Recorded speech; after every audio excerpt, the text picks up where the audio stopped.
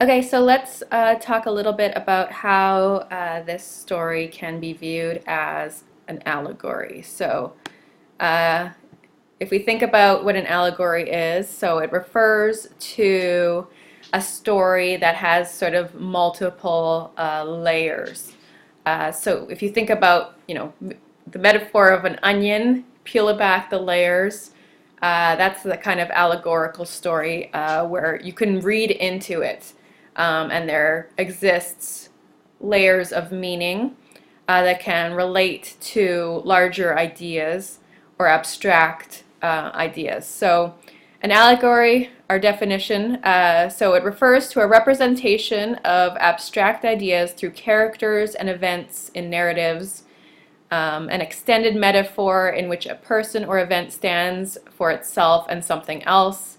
It usually involves moral or spiritual concepts which are more significant than the actual narrative. Okay, so that's what we have in this story. So you have characters who can be seen as representing larger, more abstract ideas.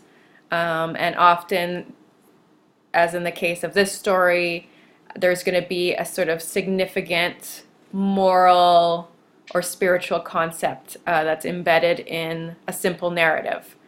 So on the surface, this is a story about a man who goes on a journey and discovers a witch meeting in the forest, where it's his community that he's familiar with who are at this meeting. And it becomes a moment that he becomes disillusioned about and paranoid about following when he wakes up. So it's, a basic story about characters and this man's, sort of journey into the forest. But as readers, we can ask, so what are the larger meanings, or how can I sort of take this story and stretch it and try to peel back more meaning in reading it? So on an allegorical level, we have some clues in the characters' names about the sort of moral depth of this story. So what is Hawthorne trying to make us think about as readers of this story? What is his sort of underlying message or narrative that he's embedded in this story? So if we look deeper, we can find some clues. So I mentioned that the names of the characters are important. So here you have a character named Goodman, which on just a surface level could just mean, that's the name of a man in a Puritan household, a community, meaning, a husband. So you would have a Goodman and a Goody. Goody would be like a housewife. Goodman would be like a husband. So that's sort of Puritan or New England, vocabulary. But if you read more into that, he views himself as a good person, a good man, morally. So we're going to also see both his physical journey and his moral journey, and that's the allegorical level. So what is going on with his moral, internal journey? That's the allegorical level of this story. And his wife is also part of the allegory. So his wife represents faith, his faith in belief in goodness and virtue, and in the good of humanity. So she kind of is an embodiment of all that goodness, his faith in, his belief system, his belief in innocence and purity and the goodness of all humanity. So she kind of represents all of that good stuff that he once believes in as a young man, but he's going to go through a process of losing his ability to hold on to his faith. Literally his wife, but also what she represents, right? So that's, again, the allegorical level. And the character of the old man becomes his guide, his almost like a mentor figure taking him on his journey. who we begin to see he's not just this old man, he is also a devil figure. So he represents or personifies the dark evilness of the devil. And we can see that pretty clearly represented in the symbols associated with this old man. In particular, his serpent-like staff, his walking stick. So that little indicator of the serpent should maybe remind you, ring some bells in your head that, okay, I know where he's going with this. So this serpent probably relates to the Bible, right?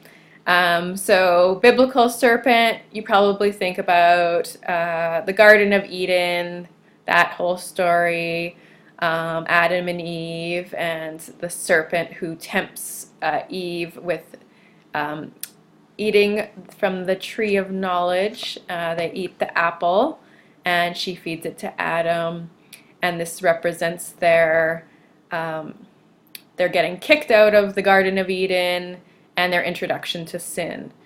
So that's kind of being represented in at the allegorical level of this story as well. And in a way, the forest could also represent a kind of inner journey for young Goodman Brown. He's going to sort of reach the depths of his moral center, but he's also going into a kind of away from civilization, his community, civilization, and into the kind of dark heart of the forest that represents sin and evil as well, or maybe an unknown within himself. It could also represent or relate back to that Garden of Eden allegory, where the tree of knowledge that Adam and Eve eat the apple from could be part or related to that forest, and then what they discover in the middle of this forest. So the witches and the sinful ceremony that's going on. So this journey is both, physical, a walk through the woods, but it's also more of a metaphorical journey into the heart of humanity and our human nature. So he's going to learn things about himself, learn things about the community, but also learn a larger lesson about all of humanity, and particularly the capacity of evil or sin in all humans. Even if they are perceived as trustworthy or pious or morally upstanding individuals, even those individuals have a capacity for sin. And this is a discovery that young Goodman Brown makes during his journey. So this is the allegorical level. So there are obvious religious or moral or spiritual, whatever you want to call it, levels to this story relating to biblical references and larger ideas about that spiritual journey that we're all on in life as we decide or try to stay on a sort of righteous path of what's good, but then getting tempted into more sinful, experiences in life, I guess. So it's a relatable narrative on one level, where you can see young Goodman Brown is like all of us on our journey, from innocent to more experienced in the ways of the world, and how difficult that navigation often is as young people when we decide, for ourselves what's right and what's wrong, and try to navigate that difficult path. So it's on that level a story that we can all relate to, I think. So in terms of symbolism, we have those sort of three symbols there's probably more that you can dig out, but the central ones would be Faith's pink ribbon, who he later finds that ribbon in the forest and hears Faith's voice. and makes the discovery that his wife, is actually at this witch's congregation. So he discovers that his faith is, he's lost his faith to the devil, to sin, basically. And the staff, the serpent-like staff, will probably be a reminder of the serpent in the Garden of Eden. Some of you might have other connotations for the staff, biblical stories that maybe come to mind. Those could also relate to this story, so the symbolism of the staff. I think there is like a biblical reference to Moses throwing down his staff and having that turn into a serpent as well. So there's some biblical imagery or allegory pertaining to that symbol. And then the witch ceremony itself could be seen as just a larger symbol of sin and the sort of communal or all humanity's capacity for evil. So that's sort of what's being represented in this witch meeting. And witches in general can be seen as, we think of them as, at Halloween or whatever, but a witch would be somebody who, is not associated with traditional religion. They're often sort of negatively or pejoratively called heathens, or at worst, devil worshippers or sacrilegious. So their religion or their practices or witchcraft, whatever, is not recognized by young Goodman Brown and the Puritan community as being reputable or God-fearing or a Christian religion. So they're viewed as evil. And he sort of lumps together anybody who's undesirable or deemed immoral in this kind of witches congregation. And there's sort of an embedded, racial connotation to this as well, where he's talking about sort of the colonial expansion in America and the persecution and sort of degradation of the First Nations people as well, who are also kind of lumped in with this evil congregation. So he views First Nations as also heathen or devil worshippers. So there is a kind of colonialist mindset to young Goodman Brown's self, his sense of righteousness and a little bit of superiority. I think he senses in himself too, right? He's judging others as wrong or as evil and sees himself on the good side. So he's a little bit self-righteous in that regard too. Maybe a little bit arrogant as well. So there are some allusions in this story as well. So it's another key term that you can think about. So an allusion is any direct or indirect reference to a real person, a place, a thing, or idea of some significance. So it could be a biblical reference, it could be a cultural or historical reference, or it could be a political reference, but it has to be a real, either a real person or a real historical event or some sort of textual connection, so a reference to another story. So basically you could say an allusion is a reference to something else embedded in the story. So we definitely have an allusion to the Salem witch trials in this story, and there'll be a lot of discussion about witches, and particularly in reference to the women in this community. So the women are, you'll notice they're called Goody. Goody is like a housewife, that's the name or that they give them. So there's Goody Cloyce and Goody, let's see, Goody,